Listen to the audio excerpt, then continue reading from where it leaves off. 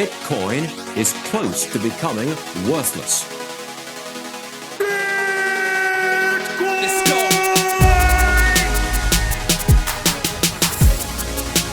Now, what's the Bitcoin? Bitcoin's like rat poison. Yeah. Oh, The greatest scam in history. let's get it. Bitcoin will go to fucking zero. Yeah.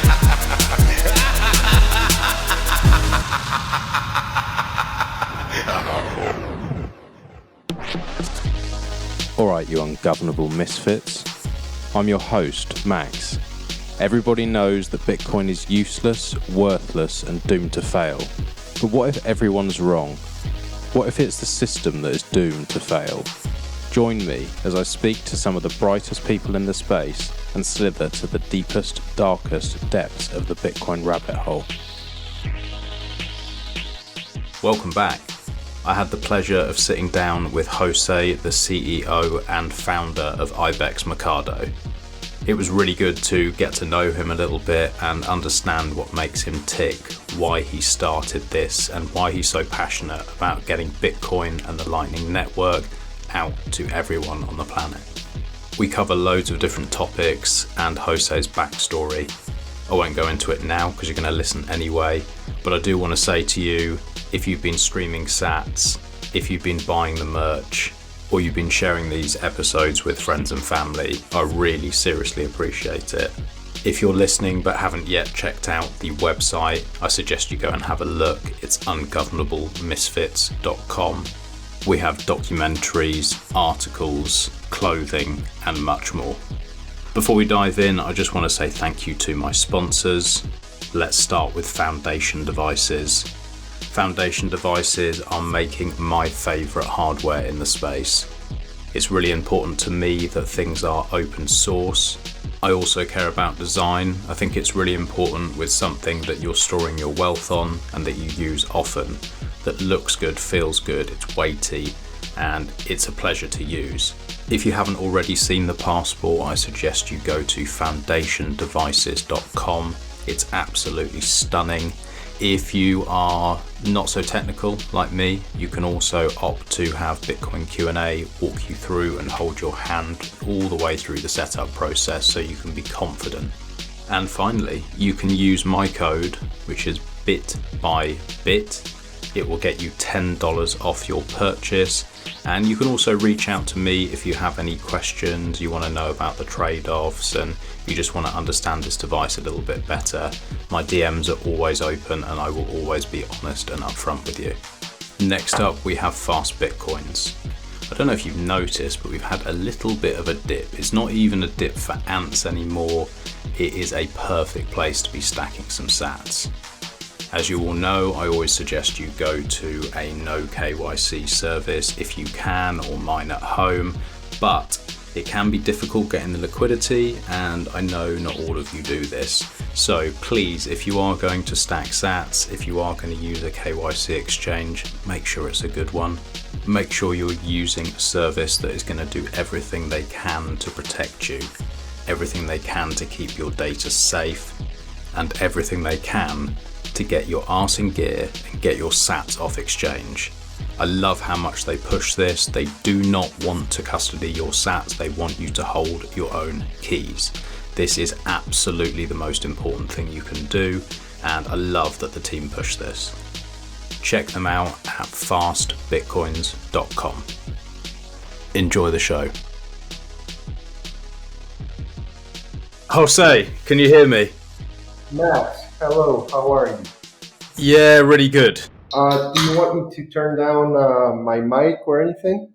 It's coming through okay. It could be slightly clearer. Actually, it sounds like there's less background noise now. I think it's better. Yeah.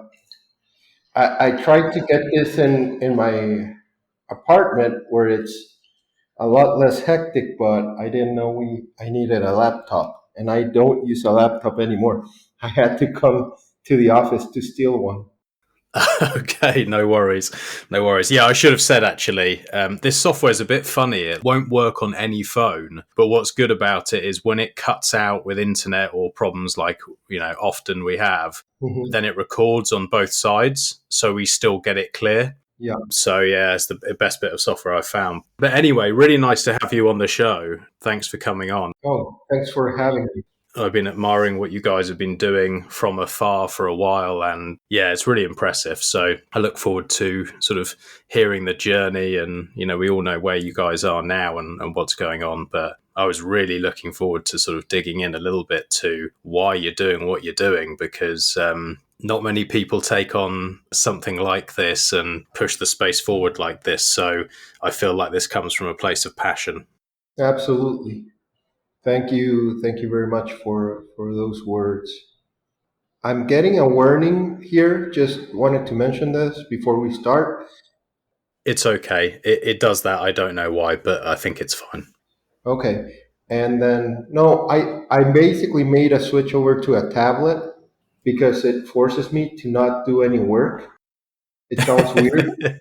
No, it does because I'm very much like, I tend to go like, I want to do stuff myself.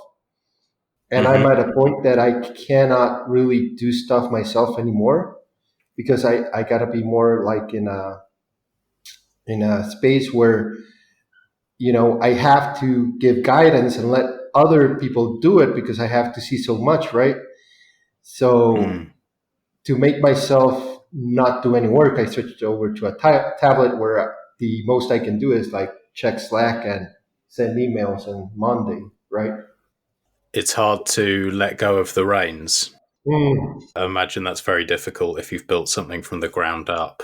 Well, it's interesting, right? Because the thing is that you have an idea of what you want in your head, right? Hmm. And it's a lot easier if you can do it to just do it than to tell somebody like, I would say, Max, let's say you do illustrations and I say, Max, I want an illustration, with Bitcoin and a palm tree and this and that for Miami, right? But I have an idea in my head. So if I can handle Illustrator or illustration, it's easier for me to just do it than to tell you, you know, this is what I Hmm. want. And then you go out, you do it, and then I say, no, you need to fix this. And it's just a longer process. Mm. Oh yeah, definitely. I find the same thing. It's just there's only so many hours in the day, and you have to do what only you can do. I guess at the end of the day, it's hard. It's really hard. Yeah, to cut down, it's, but anyway, that's my story of why I don't have a laptop anymore. Yeah. Well, it's good advice. It's good advice to step away. The other thing I find with so many people, especially in the Bitcoin space, where there is this Mhm. passion that runs through, and it's not just, oh, I'm doing this because it's a job and it puts food on the table and a roof over my head. A lot of people here, it's like, we're doing this because there's a belief that this can change the world. There's a belief that this can make the world dramatically better for the the generations after us. And so it's very difficult then to switch off. And I've spoken to so many people with this podcast who really legitimately like can't switch themselves off. And after a certain amount of years, it does start to cause problems because you have to sleep, you have to spend time with the family, you have to exercise, you have to look after yourself so you can continue. And it's really hard to get that balance. Yeah. Well, you know what happened to me, and I was talking to, my guys around the office about this, is that I can't watch movies anymore. And so Netflix or anything, and because like what we're doing day to day is just so much more interesting than any other like thing that I just lost interest and I get bored. So now I try to start a series. I try to start a movie after, I don't know, 5, 10 minutes. I'm turning it off. It's unreal what's happening, especially the last couple of years where things have really felt like they're speeding up a lot. And I don't know, it kind of feels like I'm sure there will be movies made about what's going on at the moment. And, 99% of the world is asleep to it. They're not paying attention. They're not seeing what is happening. But it's fascinating. And the stories, the characters, and the energy that's flowing through this space is just remarkable. Were you at Miami this year, or did you miss that one? No, I was there. We were actually the official payment sponsors for the Miami 22 conference. Yeah, I knew you sponsored it. I didn't know whether you would be working or partying or a mix of both. Working. Well, actually both. It was a lot of just 4 hour a night sleeps. Hmm. So a couple of just going to bed at, I don't know, 2 a.m., waking up at 6, 7, and rinse and repeat. It was quite something, the turnout. I must say, I was pretty jealous. I particularly wanted to go to that open source stage and see what was going on there, but I just tuned in here from England and listened while I walked the dog. That was as good as I could get. Yeah, no, it was really good. I thought, a lot of interesting stuff happening. A lot of, like you said, it also felt a little bit different from what I hear. I wasn't there yet last year, but this year it felt a lot more like you're used to, from a trade show standpoint. Hmm. It was a lot more, I would say, professional. There were a lot of, industry people there, going to actually do business. There was the celebration part of it, but a lot of it was also, people um, building stuff, right? Hmm. And showing what they built, and either trying to get some backing or trying to find customers or trying to create partnerships. So, yeah, I think it's the maturing of an industry, right? It certainly feels that way. It's in the big boy territory now. It's like, you know, it's legal tender in El Salvador. People are starting to take note. It's becoming more widespread and adopted. It feels by the day. And like you said, yeah, there are changes happening. I still find the most interesting stuff that I come across tends to be open source stuff where things are really on the bleeding edge. But at the same time, there's this big meme banking the unbanked. And Hmm. that just doesn't happen without real infrastructure going in along Hmm. with the education. And I think, it was a meme before, and now we're literally seeing it happen in front of our eyes. And I know you guys have been right at the forefront of that. So Hmm. maybe we take a step back before we go forward. I'd love to know how you came into this. Were you sort of already involved in finance in some way, or like how did this whole journey start for you? Well, I guess I started the my whole journey without even knowing I had started it, right? Hmm. Um, I've always been fascinated by money, and let's call money as a tool, not as, I want to get money, I want to make more money.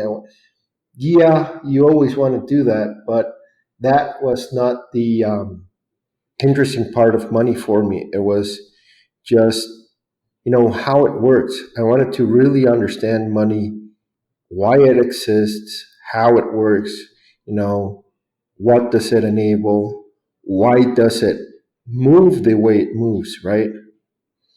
And that happened to me around, I guess, the 90s, or pretty much all my life, just fascinated with it. Then a couple of things happened, I think, throughout my life that kind of prepped me for Bitcoin. One is I went through a period of high inflation here in Guatemala. I'm not sure if everybody's aware, but in Guatemala, during the 80s, where I was just starting to become aware of the world. I was, we went from $1, parity with the USD, so 1-to-1 exchange rate to 1-to-2, and that happened within a year, really. And then it went to 3, and then it went to 4, and then it went to 5, 6, 7, within a very short amount of time, right? And you heard stories. You weren't involved in them, but I remember my parents talking with friends, and a particular conversation that stuck with me was how one couple, a married couple, was really heartbroken because they had been saving for a down payment on a house, and they said, "Listen, we were saving for a down payment, and we ended up buying a set of furniture." That's Shit. what it turned into, and it's really, until you feel it, until you see the effects firsthand of what it does to people, that high inflation, you don't really think about it, right? I posted a tweet yesterday, actually. Let me pull it up, and this is kind of like what I'm talking about here. Give me a sec.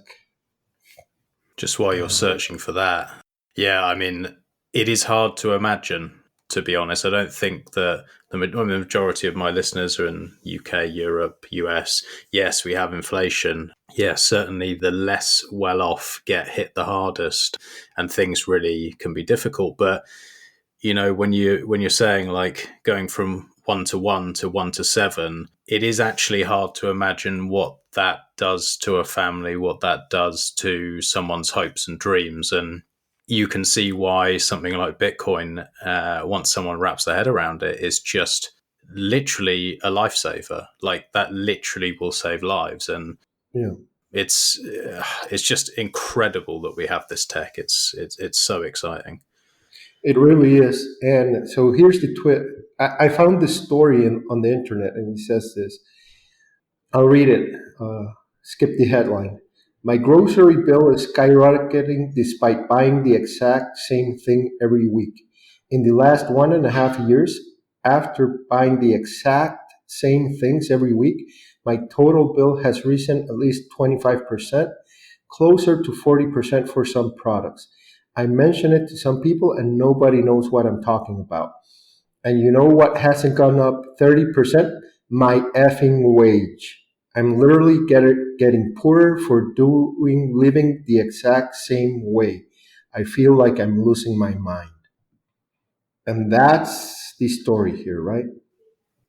I used to say that Bitcoin is a nicety, is a nice to have in the first world, but in the third world, it's a necessity for us, for Guatemalans. But I really think that it's starting to become a necessity worldwide. So that was the first event that I think kind of primed me for Bitcoin. The second event is in when I was starting out in my professional career, or not professional career, but entrepreneurship and doing stuff. The company I had with a good friend of mine, we were on the wrong end of a bankruptcy. So I don't know how many people can say that elsewhere, but it's not that common. And when you say bankruptcy, I assume you mean the actual bank went under, not the company that you were running. Yeah, bankruptcy. The bank went under, and we lost pretty much all the capital that we had at that time in cash for the company. Shit. Everything. That was your first business. Yeah, that was my first business. And so when I read the Satoshi Nakamoto's white paper in 2012, because that's when I ran into it, just randomly surfing the net, I got it immediately. So for me, Bitcoin, I didn't even care if it accrued value or not. Just having something that people can't, you know, print and that I can actually hold and be responsible for. You had me at hello, right? Yeah. Yeah. So that's 2012 was when I really looked into it. I was dumb enough that I downloaded the core client, but never really got interested in mining. I tried to just buy it, and at that point in time, I think MT Gox was the only exchange that existed really.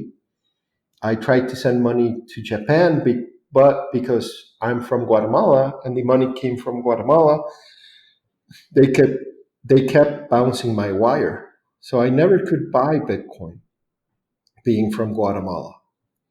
There weren't really any places. I was like the first user in local Bitcoins here in Guatemala. There was nobody else. And then I was really interested. I talked to everybody I knew about it, about this Bitcoin thing, but, didn't really push it any further. I had other stuff going on as well. But then in 2017 was when I really got into it. Me and my brother, we're very close, and we like to talk about these big things. And I called him up. I was living in the Netherlands at that point, and I called him up and I said, "Hey, Juan, do you remember, this Bitcoin thing? I think it's gonna take off." So we bought some. Next day we lost 50%, and then we started reading a lot and started buying more until I just looked at what I had in cash at that point in time and just went on all in. Mhm. Just decided to move you know, any cash that I didn't need. So every savings that I had, I moved into Bitcoin. And then I ran out of cash. And I talked to my brother again and I said, listen, we put pretty much all our money into this, but I don't think it's enough. I want to do more. I want to dedicate our time and energy and effort into making, or helping Bitcoin's chances of success, because this is too important to not be involved in, not, try as hard as we can to make it a success. So that's really where IBEX was born. Yeah. So, I mean, your journey was you realized how important Bitcoin was, and then you wanted some desperately. Even that was a problem because of the shitty banking system that we currently have. You weren't even able to buy what you knew was good. And then once you could, the hook was in and you couldn't get enough of it, which is very relatable. Is that something then you had to drag your brother along with, or was he immediately hooked like you? No, he was right alongside me on this. That's He awesome.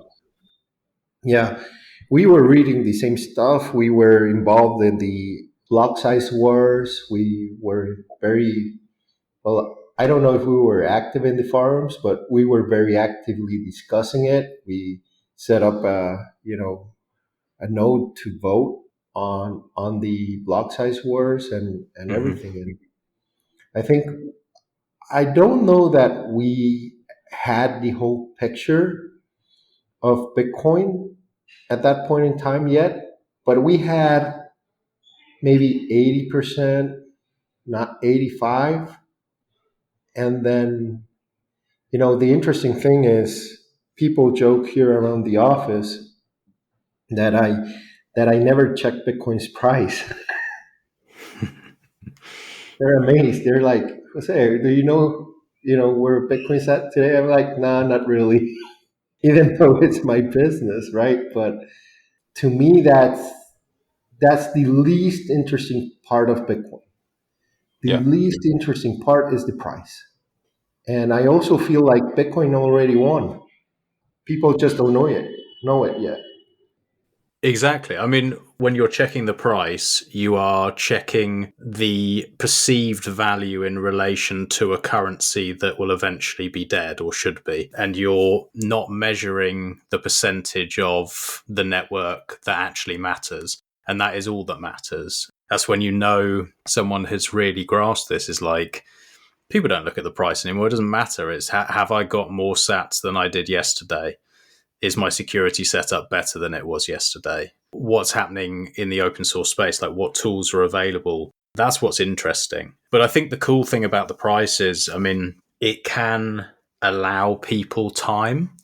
And so, like, what I've noticed with a lot of people is, without having the price spiking over the time that they hold it, and this being just such an amazing savings technology, people then wouldn't be able to get out of that fiat lifestyle, and it can be so freeing. That is something that's amazing. And it's so good for the marketing as well. Like, over the years, you tell your friends and family and they laugh at you, and they wait 5 years and they're like, oh, maybe I shouldn't have laughed. And they wait another couple of years and the same happens. And you sort of stop having to even say anything, because the price talks, the money talks. And I guess that's what it's useful for. But I totally get you. The price is irrelevant, especially if you don't plan on selling and plan on using this network and growing this network. It's like, so what? Yeah, yeah. It really doesn't. It's like you said, it's a nice tool to engage people and stuff. But other than that, it's for me, it's a little bit different, right? Because we're well, I don't know if you know this, but we started off as an OTC company here in Guatemala. We tried to make it easy for people in Central America to buy Bitcoin, right? With local, currency and stuff. So that's what we did. But now we've pivoted into more of an infrastructure company. We do Lightning as a service. So this means we provide, institutions and with the ability, if they want to incorporate Lightning capabilities into their product services, into their ecosystem, we help them do that, because Lightning is not really super straightforward to use, unlike, let's say, Bitcoin. Bitcoin is the base layer is super straightforward. Lightning is not, right? To you run your own channel properly, you have to be, very capable technically to do it in a safe way and in a way that's reliable too, right? Yeah. Because you have to be constantly managing it. You have to have also capital intensive, which a lot of people I don't think realize, right? If I want to receive Lightning payments, I have to have inbound liquidity. That means that either somebody already sent me Bitcoin or I did a loop in, right? Where I sent myself Bitcoin. It's a weird concept to grasp, but that's the only way I can get payments. And if I want to pay out, I have to already have like prepaid my channel, and that channel has to have good enough connections that it finds a route to whoever I'm paying. So, it's doable, but it's not super straightforward. And if you're running a business, it's not really a headache you want, right? It would be kind of like, you running your own email server, which, makes sense if you're Hillary Clinton, but otherwise, do you really want to do it? Probably not.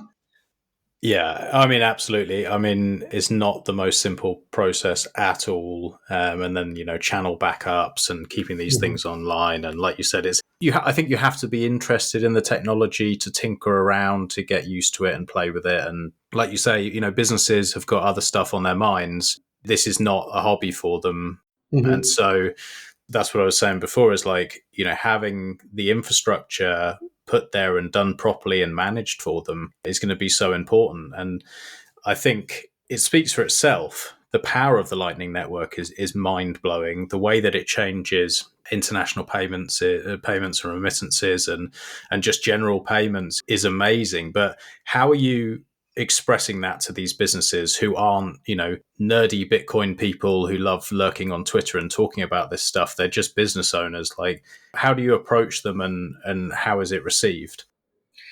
Well, previously the approach was easy because we started off in El Salvador. So it was like, listen, you have to accept Bitcoin. So what really are your options? And we're able to give you dollars instantly for Bitcoin here.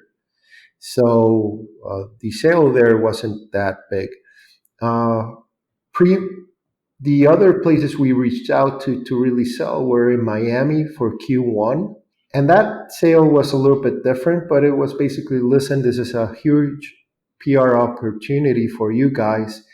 This Bitcoin conference is going to be here. We'll, promote your businesses, sign up, right? But now the sales pitch is a little bit different, especially after the conference. One of the things that I think I'm really happy that we did the conference is because it really galvanized in my head why this technology is important and basically why we win. And the thing is, let me backtrack here a little bit so this all makes sense. So the first part is Bitcoin is teaching us about money in real time. And that is just awesome, right? Because it makes everybody question, what money really is. And basically, money is a battery for human energy. I think Saylor said something like that. If I'm not, I may be paraphrasing here. But that really is what it is, right? And that's what it does. And it's really interesting battery because it can be freely, moved around the world, at a global scale. So anyway, the other thing that, it's teaching us, it's how something becomes money. It has to go through phases. And the first phase is the store of value phase, right? Before you can be money, you have to be a store of value. And that happened for Bitcoin in layer 1. And the next step for something to become money is that it has to be a medium of transaction. And that's Lightning. That's happening in layer 2, which is really interesting to me, how you need different layers for the different functionalities. And then to become a unit of account, I'm guessing we're going to need a third layer where we do, financial instruments. And we can talk about that a little bit later if you want, but that's in the future. But right now we're in the transactional layer. So Bitcoin already proved itself as a superior store of value, as a superior, savings technology, if you will, on layer 1. And now Bitcoin is proving itself as superior medium of transaction on the layer 2. And so right now, my sales pitch to companies and technology, and financial institutions is this, Lightning is important, not because it's another way to pay for a cup of coffee. Lightning is important because it allows for cross-border, cross-currency microtransactions. And that is something that is just not doable with current payment technology. You cannot do it.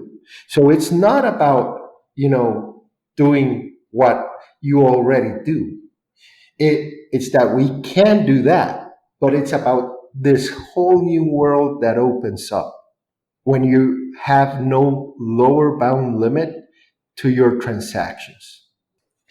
The reason this is important is because people don't really think about this, but we're living in paradigms constantly, right? So everything we do is limited by the technology we have. And in this sense, payments technology dictates the type of commerce that is available to humans, right? And so, for example, let's say if we could only do cash transactions, even if we had all of the technology we have right now, if we had to go to cash transactions only, how would this look? It'd be very different than what it looks like right now, right? Yeah, we'd have to post it or send a carrier pigeon or something like Or that. face to face, right? Yeah. And it slows down. And so the products and services that you'll be able to acquire slow down as well, right? And so what we're sitting in front of right now is a new world of payment options where you're no longer constricted by the payment size. And this will enable, a host of opportunities that we cannot even imagine right now. So let's say low hanging fruit. For me, the subscription model is broken. I cannot subscribe to a new service. I'm up to like 5 or 6 between Hulu, Spotify, Netflix, Office, Amazon, HBO Max. I don't know. I got a couple more now. And when I read a newspaper article online now, or try to, it pops up like, to continue reading this article, subscribe to the New York Times for, I don't know, $5.99 or whatever it is. I'm not going to do it. I'm just not. I'm subscriptioned out. But you know what I will do? I will pay you 5 cents. I will probably pay you 10 cents to read your article, right? But you couldn't do it beforehand. Not if you still wanted to have have a widely usable money, right? Yeah, it changes things so massively, the way we interact with these services. It just makes so much more sense, and it's so much more fluid. It's just we had these barriers before, and they're falling down in front of us if you're thinking in sats. I mean, I have it with this podcast. As soon as this goes live, I'll have people streaming me sats. Every minute that they listen to this podcast, I get sats into my wallet, and it's literally, it's incredible. It is world changing when you really think of the implications. Yeah, and that's just the tip of the iceberg. We're doing either micropayments for an article or payment streaming for a podcast or a video. Even you could do that. You can also, but then looking forward, you've got things like lightning addresses, split payments technology, and what those type of technologies will enable. And this is not something that's in the future. This is now. So this queue, to all our customers, we're rolling out NFC capability because QR codes are really inefficient in certain lightning conditions, right? So you don't want to depend on QR codes. Plus, it's just easier to tap on stuff. Then we're also rolling out the lightning addresses and split payments, which enable really cool things down the line. It automatic tipping. So this is a really cool application, for payment splitting.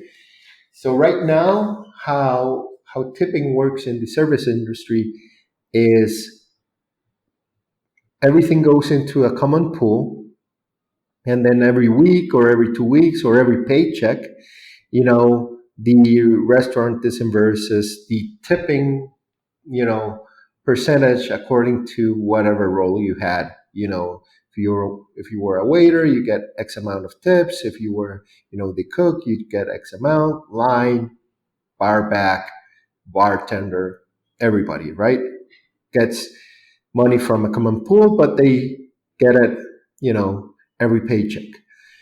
Now, this is suboptimal because I remember when my sister was waitressing and it was still very much cash based, the nights that they made the most in tips were also the nights that they were the busiest. So they were getting slammed, right? Mm-hmm.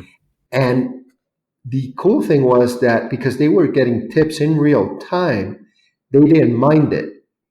They actually got excited because yes, they were super busy, but they were making bank, right? So they were like, I'm up to $500, I'm up to 300, I'm up to $700, whatever the case may be, in a night.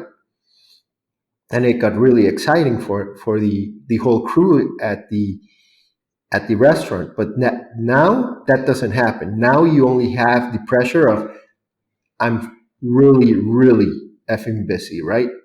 And so, but if you had lightning technology, as soon as the payment was received, everybody in the restaurant could, get a ping on their cell phone and start seeing like their balance going up, going up, going up. Mm-hmm. And it gets that, excitement back into them. And this is just like one industry, one application, but it's the kind of thing that this starts to bring back. I love that. It's so cool. And so when you think about these products and these services that you roll out, how are you thinking about it? Is it you sort of see what's possible on Lightning and then you're working out like, okay, who's this going to be useful for and I'll roll that out? Or is some of it kind of led by people coming to you like saying, oh, do you know what, this would be amazing if this is possible, and then you guys are trying to work it out that way? Like how are you pushing forward and adding these services? Well, right now we have an R&D department headed by my brother, and we basically just try to think of the world we would like to live in. And thankfully, our team here is diverse enough, and our backgrounds are really, really diverse. And we have people that have investment backgrounds. We have people that come from banking. We have people that come from entrepreneurship, like myself, that know the pain points that companies face, day-to-day operations. And it's really interesting because we're not really built for retail. We're very much B2B. And companies, if unless you've run one or been like at a high level in one to see the pains they go through, it's not something that the general population is aware of, right? And companies do things that to the general public seem stupid, but that makes sense to them, right? Which is back to the email server part of the conversation, right? Like any company or anybody right now can run their own email server. Why don't you? Why don't you even want to run your own server infrastructure, right? And it's because it's not your business. And so other things that companies do is they pay a lot of money for software that there are open source alternatives for. But why do they do this? They don't do this because of what the software does. They do this because of the support the software has, right? And that is something that most people have a hard time wrapping their head around, and they don't understand why for a company it's cheap to spend $5,000, $10,000 on a piece of software. It's because of what it enables. And so if you talk me through, say you have a business, let's say you're dealing with a business who's never accepted a Lightning payment, doesn't have any interaction with Bitcoin currently. Let's say that, just for example, they sell chairs, right? Or they're a sofa company. What hoops have you got to get them to jump through to make it work with you guys? Like, what have they actually got to do other than saying, I want to work with you? Can you make it happen? What does it feel like for a business? Depends on what part of the world they are, right? In some places, it's more. Let's say we work a lot more how they're used to. In other places, it's a lot more complicated. Just regarding the POS integration, which is why, let's say, in some countries, it's easier to go to the POS provider and say, listen, integrate this and roll this out to all your customers. And in other places, it's actually viable to go and say, listen, we have this IBEX Pay solution, which is our, payment terminal, Lightning payment terminal, and they are already set up and used to having to take, the information from their point of sale or their handheld credit card processing device and putting it into their accounting software. So it depends on how seamless or not is the credit card ecosystem integrated into your accounting software. That's the barrier there, right? Because technologically it's not hard. The hard part is just a lot of POS systems are black boxes, right? Yeah.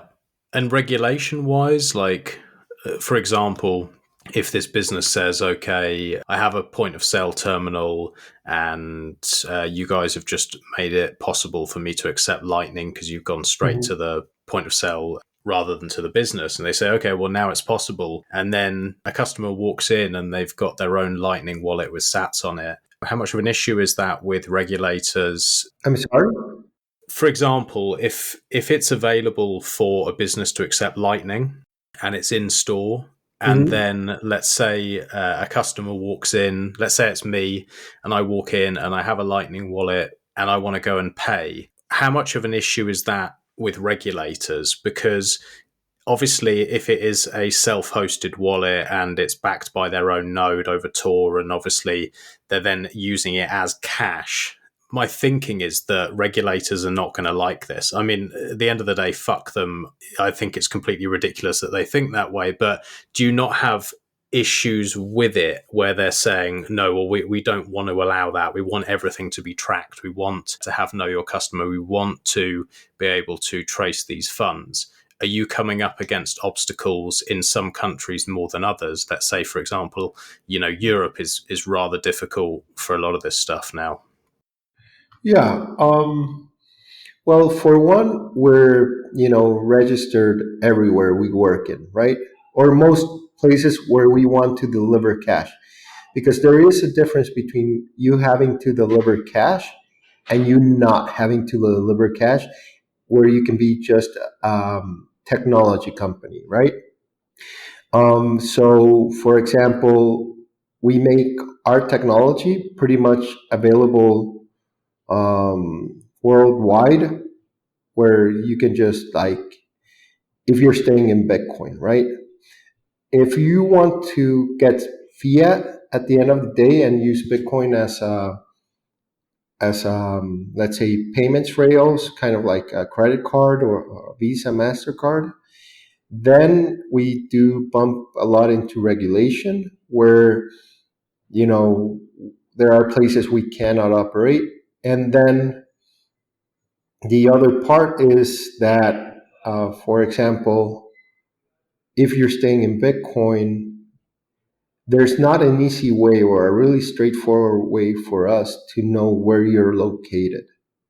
So we don't really provide our service to Chinese people, right? Mm-hmm. But if a Chinese people is working through a VPN or a Tor or whatever, we don't know if somebody in China is using this technology or not. And we ask, we ask for some information, but if we don't have to give you, let's say, dollars at the end of the day, we're really more like a sophisticated wallet than we are, and a payment processor or something like that. It's like does Wallet of Satoshi have, regulation issues? Yeah, I guess what I'm thinking is like long term, if I was a business and I had the opportunity to accept Lightning and I Mm-hmm. start to realize that suddenly my fees go down dramatically by Mm-hmm. using the Lightning network rather than, Visa or MasterCard or whatever else, the Mm-hmm. legacy stuff, I start to think, well, okay, that actually makes a massive difference to my bottom line. And so as a business owner, I'm thinking, well, this is what I would prefer to use. And then as a customer, I'm thinking, well, I actually like having some privacy. I don't like the idea of 1984 becoming a reality. I would like to be able to use my own Lightning wallet, and I'd like to be able to buy what I want without everyone tracking me. And so my thinking is the incentives are there for both the business owner and for the customer to want to use Lightning. And then my question really is like, with these regulators and these legacy massive companies who are going to start losing money, losing control, Mm-hmm. my thought is they're not going to like it very much and they're going to push back hard. And I think we're starting to see it in Europe, in the UK, and some other places where they're starting to be a little bit difficult. Like, how do you see that playing out, and how do you battle that? Or is that just in my imagination and maybe I'm more worried than I need to be? No, I think it's valid concern, and it's something we, grapple with every day. Being in this space and providing a service is we have to go through all of that. So, for example, there are places like if we know you're from New York, we won't give you, our technology right now. We're working on ways to work around it, but so for right now, we don't want to deal with the hassle. It's just too much of a Mm-hmm. pain, right? But Mm-hmm. I don't know if you remember this. It kind of sounds to me a lot like uh, what the Flag Boys. Do you know about the Flag Boys? I'm not sure. It rings a bell, but I can't actually think what it is off the Okay, top of my head. No. so during the Industrial Revolution, Britain was actually at the forefront of automobile innovation. Sorry, it's now ticked, and they had to run in front with a flag in front of the car, right? Max, are you Jose, there? you there? I Yeah, think we lost sorry. each other. I think Yeah, we yeah. lost each other. We Yeah, so yeah. the So flag boys, you remember what they had happened to to run in the front. yeah, and you know what happened to that story, right? The U.S. basically took the ball and ran with it, right? Yes. So imagine doing that with money. Mm-hmm. I say, well, then places that are less concerned about that, like Latin America and Africa, are probably going to take the ball and run with it. The Mm. business is not going away. It's about, what position do you want to play in, right? Which, to be honest, I'm not even like, is it necessarily a bad thing that Europe and the US drop the ball if they are so inclined because they want to overregulate stuff and keep control of their citizens? Well, it just gives an opportunity to, the more current underdeveloped countries to catch up and maybe even surpass them, financially. Because Mm. you really mess with money at your own risk. Yeah, I think that's a really good point. They can leapfrog, and yeah, maybe it's a good thing. Maybe that's the way it's going to go. I mean, it certainly feels like Europe is going to go that way, and a few others. Like it feels that they're trying to protect their power, and whether they realize it or not, they're going to lose it if they don't play ball. It's just the way Bitcoin is set up, that incentive structure, and it's a shame for citizens to have their rights taken and to have to not be able to use this amazing technology. But you're right, these developing countries will use it. So that's very exciting. Yeah, and you can probably already see this playing at a smaller scale right now. You can see the battle between Miami and New York, and nobody's calling it a battle, but that's what it is. Hmm. And at this point, New York has lost. Why did they lose? They lost because of their bid license. So, Miami's, sitting there, open arms, saying, we love innovation. We love, what the guys over here in crypto land and Bitcoin and all of those guys, what they're doing. So come down here. The regulatory weather is nice. And let's make Miami the financial center of the world for the next 100 years. And thank you very much, New York. And everything that's going on in Miami, is New York money behind it. Mm. Yeah, it's so interesting to watch that play out. And I guess over time, it's just going to become like a walking, talking advert of like, this is what you should be doing as the innovation and the money pours in and gets sucked out of New York. Yeah. And so, for example, imagine this. We're, a growing company, right? And we have an option right now because we have to pick and choose where we go to next. And where we go to next, probably, investor dollars are going to flow because we're spending investor dollars, right? And we have the chance right now of, let's say, eyeing our next expansion place. And we figure, okay, what's Europe like?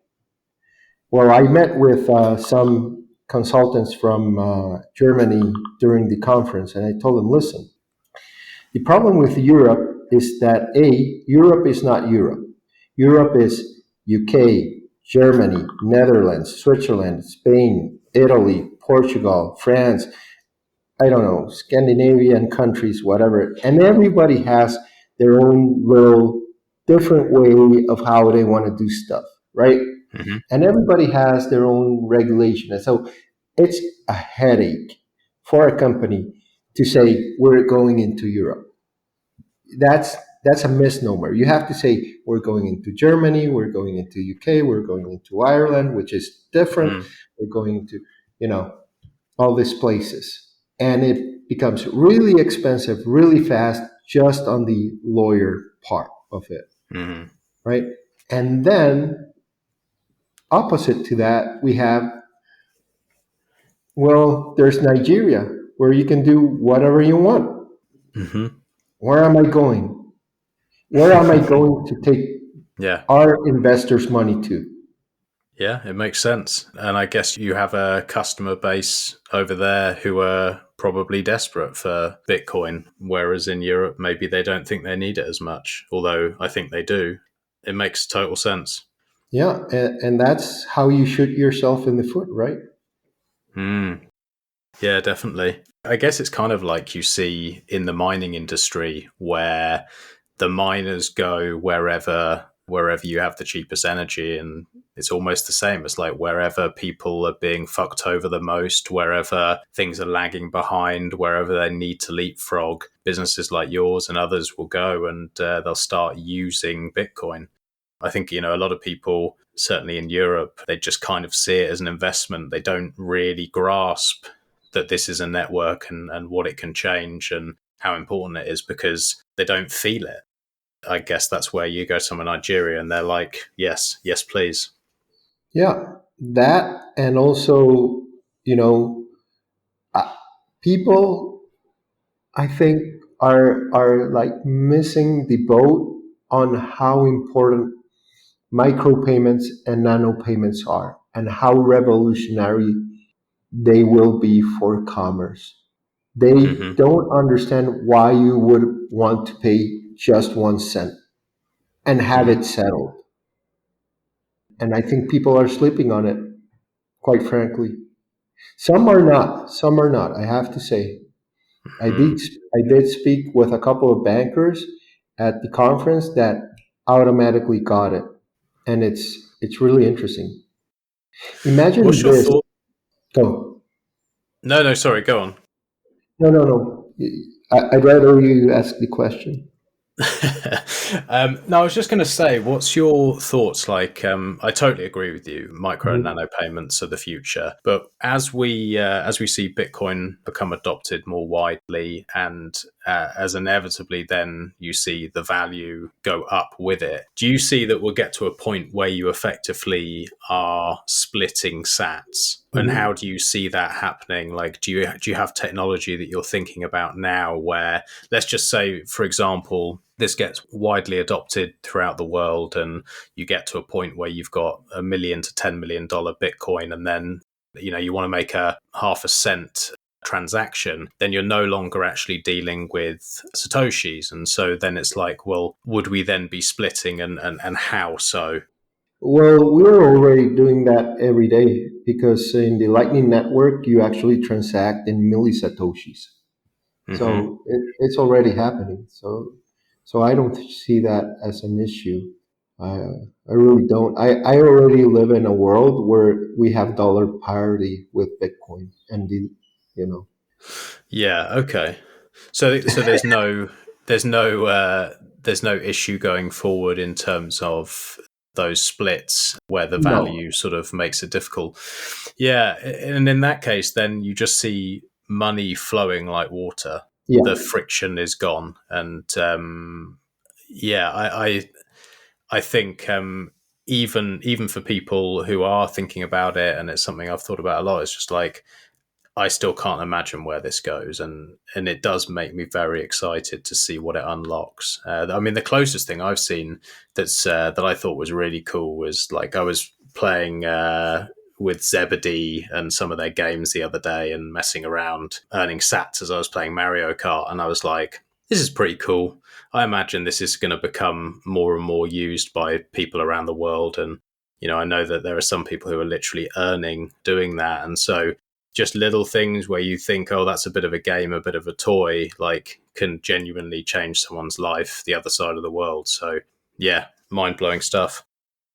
yeah. And so what I was gonna say is, that meme that's going around that says you'll own nothing and you'll be happy. Yeah, our good friend Klaus Schwab. Yeah. Well, I'm thinking more in a world where you know you'll only own Bitcoin and you'll be happy, True. right? Because really, that's the only thing you can rent pretty much everything, and if you only have to own your Bitcoin, doesn't matter. Hmm. And the other thing that I was, thinking about with the micropayments and nano payments, let's say you're able to sell your newspaper article for 2 cents, right? Hmm. Is it unreasonable to think if it's online that 6 million people might read the article? Nope. And that's $120,000 right there at 2 cents. So the math makes sense. The Yeah. economic incentive is there. They just don't see it yet. And that barrier to entry is gone because everyone, especially if there's no friction to doing it, if it's just like, if you have it set in your browser that, oh, if I want to read something and it comes up with a paywall, if the paywall is less than 5 cents, just pay it. I can't be bothered to click OK, just do it. Then it actually disappears. It just goes into the background, and you can make this whole browsing experience incredible at the same time, where someone can earn real money for producing real quality content. And yeah, it's hard. I guess it's just so hard to wrap your head around. That's the thing. It's so Imagine different. what gets me really excited is imagine then the quality of work that this will incentivize. We're back in a Mm. world where, journalistic integrity is a thing, where it's just not, ghostwriters and, you know, PR releases and that kind of stuff. Yeah, quality work gets rewarded, and you get rid of those middlemen. And yeah, it's so exciting to think of these things. And I guess with artists and anyone who at the moment, a lot of the time, they're being sucked dry. And it's all, like you said, it's all about your PR. It's all about your marketing. It's not about the quality of the product often, and learning about how these algorithms work and trying to get boosted to the top of Google or whatever else it is. It's like you could see real quality come back. And I guess that's that Bitcoin standard rather than the fiat standard. You see real quality again. Exactly. And then the other thing that we've not touched upon yet, which gets me really excited, and where I think this really becomes interesting, right, is because of the game theory that's going to happen between, let's say, big corporations and the state. Because here's the thing that this enables. So I wish I could show you our tech right now, right? But I'll show it to you sometime. But anyway, when I say we enable cross-border, cross-currency micropayments, think like a multinational, right? Mm-hmm. So if you enable, our tech basically using Bitcoin as a payments rails, you can have you can always be in the base currency you like. So for example, if you're a US company, if you're a US multinational, and you implement Lightning technology into your services, you can always be in USD. It doesn't matter if you're in Argentina, Nigeria, Zimbabwe, I don't know, Spain, Turk, and that really changes stuff because right now, as a multinational, you're assuming, a couple of things. You're assuming currency risk that you would otherwise like to avoid. You're assuming jurisdictional risk that you would otherwise like to avoid. You're assuming transfer costs that start to get high. And then you're also assuming, the capital cost of maintaining liquidity pools all over the world. Mm-hmm.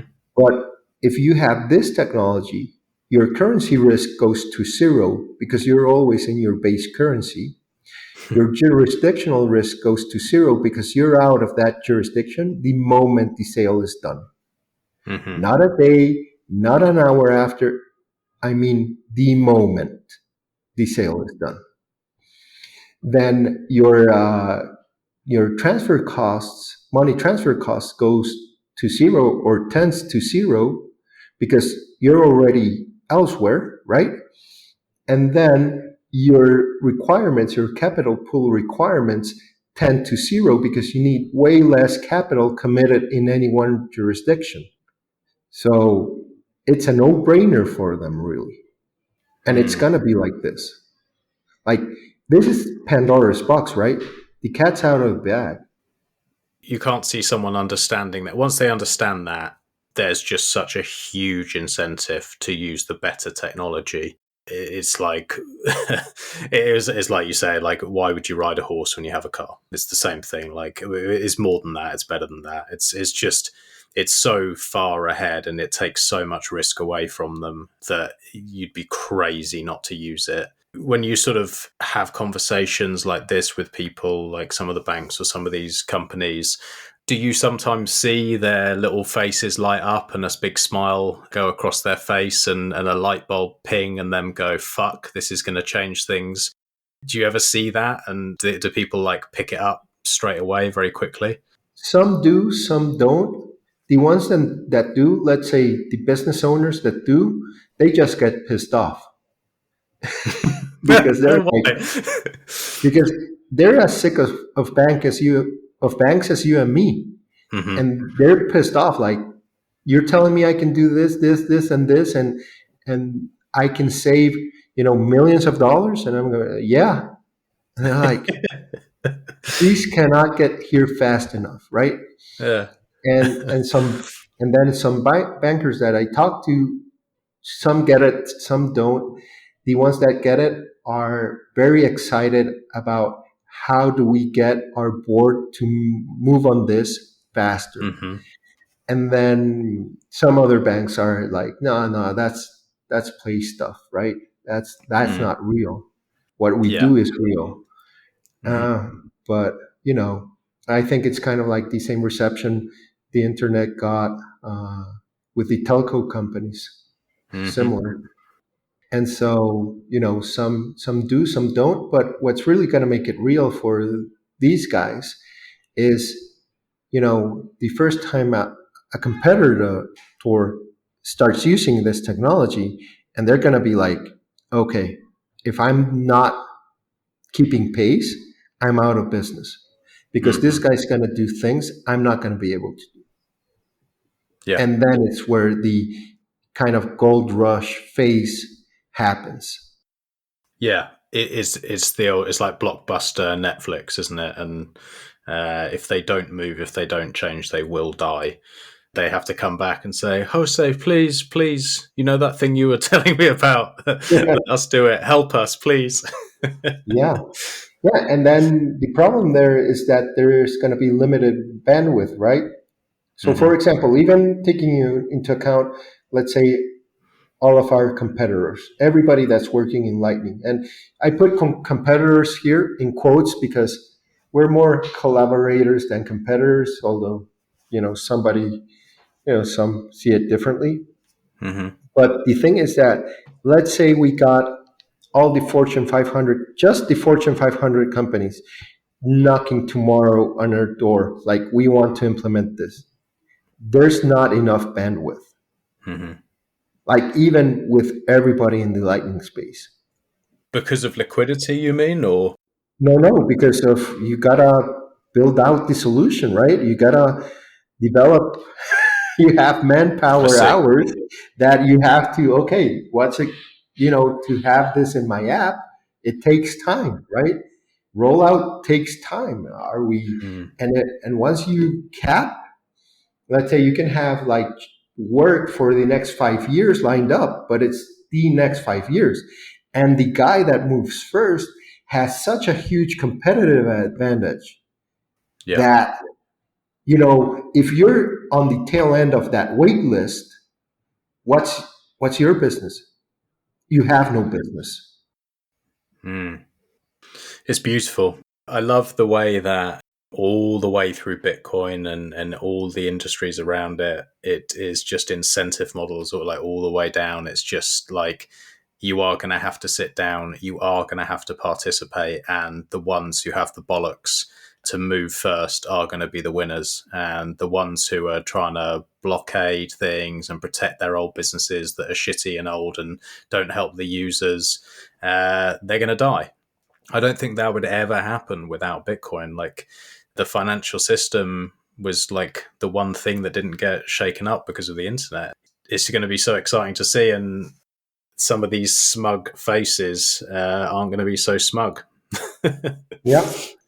And then the other interesting thing here is that for a bank, I put this technology, and told this to a banker over the conference. I put this technology in your app. Do you realize you're immediately not a regional bank, not a nationwide bank, but you're a global bank the next day? If you don't have to cash out people, let's say with with physical cash, you're good to go. You can be Mm. offering banking services to people from Guatemala to Timbuktu, and it doesn't matter. And you're global. How do they react when you tell them that? Well, their eyes just opened then. And so, like, the only thing presumably that is holding this stuff back is A, like you said, bandwidth, and B, I assume, regulation. Is there any other big things that are sat in the way, or like if you had the bandwidth and you had the regulators just go, look, green light, just fucking go, let's innovate? Are you off to the races, or is there anything else that's? There's still a couple of things that need to get ironed out on the tech side. So, for example, right now, any node has theoretical limit of 400 transactions per second, which is really, really low. Mm-hmm. And then you have to solve for how do you scale that into an infrastructure that can handle 40,000 transactions per second. What about an infrastructure that needs to handle 400,000 transactions per second? Because we're not talking here about, just this sliver of the credit card transactions, right? We're talking about if we're going nano, if we're going micro, we're going to have to be able to do at least 100 times, or if not 1,000 times, more transactions than the current system. So how do Yeah. you scale that? And so that's basically, since we launched in El Salvador in September 2021, that's basically what we've been working on here, on having a scalable infrastructure, having a high availability infrastructure. How do you turn from, something that had a 70% success rate, which was where Lightning was at in June last year, Mm-hmm. to something that has a 99% success rate or availability. Yeah. And that's the kind of things we work at here at IBEX. I think so. By Q4 this year, on our roadmap, we'll be able to do SLAs, which is the other piece that you need to work at an institutional level. So we will be doing SLAs. We will be fully insured.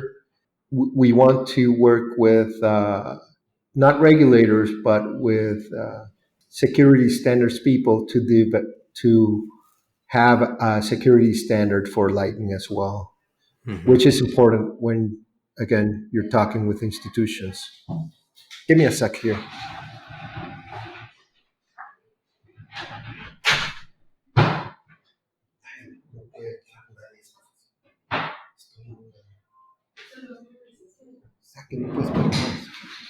Okay, sorry about that. Somebody barged here in my office. This is exactly why I wanted to be in my apartment, but No we problem. won't It's be normally bothered anymore. it's cool. It's normally my dog Yeah. rolling in here and snorting in the middle of interviews, so we've avoided that this time. But Yeah.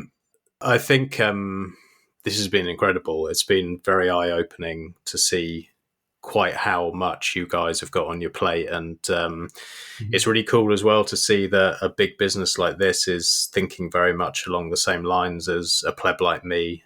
It's clear that the principles are there, which is really important. It's clear that you actually care about this network going forward and making sure that we push things forward in the right way. So I think it's a good time to wrap it up, but I'd like to just say huge respect for what you're doing, and thank you for taking the time to come onto the show. No, thank you for the invite. It's always exciting for me to talk, more philosophically about the business and not so much being stuck in the day to day. Sometimes you kind of lose track. So yeah, and the other thing, that's interesting about this business, and I tell my guys all the time, is that because this is open source, which is great, I think it's great. Our only competitive advantage is to always be delivering more value than the next guy. And what does this mean? We have to have the right tech faster than anybody else. And the moment we don't, that's the moment we, go away. And it's as it should be, really. So our job here is to be constantly on the bleeding edge of the technology with the right tools. And this is also, because we're basically building a new world here, or a new way of doing things, if you will. We have to be able to be really imaginative with what we come out with. And so we sit and I say to them, listen, we got a dream of the world we would like, and then we make that happen. Being the change you want to see in the world. I like that. Yeah. Awesome. Well, once again, a real pleasure speaking to you. I'd love to see how things progress over the coming months and years, and hopefully get a chance to catch up with you again. But yeah, I hope you enjoy the rest of your day, and wish you every success. Well, thanks a lot. I really, appreciate what you're doing. I love that you're getting, sat streaming into your podcast, and it's been real good talking with you. So yeah, let's feel free to put something on the books for, I don't know, 6 months for now, and we can catch up, and I'll let you know where Definitely. we're at. I look forward to it.